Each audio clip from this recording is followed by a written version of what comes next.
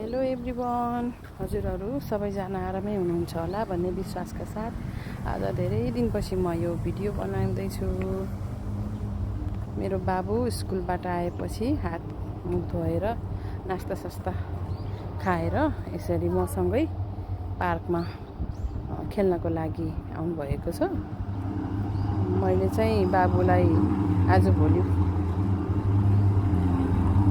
खाजा खाइसक्ने बित्तिकै यसरी नै दैनिक पार्कमा ल्याएर खेलाउने गरेको छु। बाबुलाई ल्याउँदाखेरि बाबु खेलिरहेको समयमा आफूले पनि विभिन्न यो एक्सर्साइज मसिनहरू फिट गरिदिएको छ नि त यो ठाउँमा।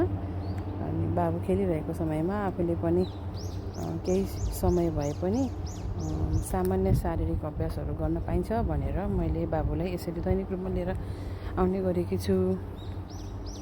तर यसरी दैनिक रूपमा ल्याउँदाखेरि चाहिँ मलाई के अनुभव भइरहेको छ भने बच्चाहरूलाई हामीले घरमा मोबाइल दिएर राख्नुभन्दा बाहिर यसरी खेलाउन ल्याउनु नै एकदमै राम्रो हुँदो रहेछ कि। मेरो बाबु पहिला मोबाइल मात्रै हेरेर बस्दा अलि एकोरो टाइपको, नजिकै बस्दाखेरि बोलाएको पनि नसुन्ने, त्यो मोबाइल हेरेको सुरुमा होइन, अनि एकदमै एग्रेसिभ टाइपको, भनौँ न अलिक झर्किलो स्वभाव भन्छौँ नि हामी, रिस्सा स्वभावको है, त्यस्तो खालको थियो। तर यसरी अहिले मैले बाबुलाई भयो 5-6 महिना भयो मैले उसलाई यसरी बाहिर ल्याएर खेलाउन थालेको। अनि अहिले चाहिँ बाबुको बानीमा एकदमै धेरै सुधार आएको छ। पहिला चिच्याउने कराउने गर्थ्यो, अहिले त्यो पनि गर्दैन। अनि उसले प्रकृति अनि माटोको महत्त्व मानिसको जीवनमा कति छ भन्ने कुरा पनि बुझ्दै आइरहेको छ है। अनि मलाई चाहिँ यसरी बच्चाहरूलाई बाहिर ल्याएर खेलाउँदाखेरि चाहिँ एकदमै राम्रो हुँदो रहेछ भन्ने एउटा मिठो अनुभव लिन पाएकी छु। हेर्नुहोस् न, खेलिरहन्छ, ऊ खेल्छ, कहिले एक्सर्साइज मेसिनहरूमा आएर जाने नजाने गर्न पनि गर्छ, अनि पिङहरू खेल्छ, स्लाइडहरू खेल्छ। त्यसो गर्दा समय गएको थाहै हुँदैन अनि उसलाई मोबाइलको ध्यान हुँदैन कि।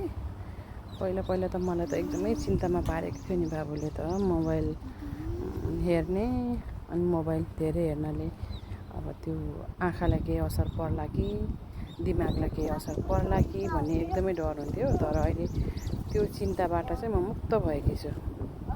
मेरो बच्चा हेर्नु न, मोटो छ नि, एकदमै मोटो छ, तर दैनिक अभ्यासले गर्दा मेरो बच्चालाई चाहिँ एकदमै फुर्तिलो बनाएको छ। हेर्नुहोस्, हजुरहरू पनि आफ्नो बच्चाहरूलाई समय भएको बेलामा घरमै मोबाइल दिएर राख्नुभन्दा यसरी नै आफ्नो घर नजिकै यदि पार्कहरू छ भने लगेर खेलाउनु होला, अथवा कुनै खाली ठाउँहरू छ भने लगेर खेलाउनु होला। अनि बच्चासँगै आफू पनि खेल्ने रमाउने कोसिस गर्नु होला। त्यसो गर्नाले बच्चाहरूमा एउटा छुट्टै किसिमको एनर्जी को विकास हुँदो रहेछ। मैले गरेको अनुभव हजुरहरूलाई सेयर गर्नु मात्रै खोजेकी हुँ है। हजुरहरूको पनि आफ्नो अनुभवहरू सुनाउनु होला।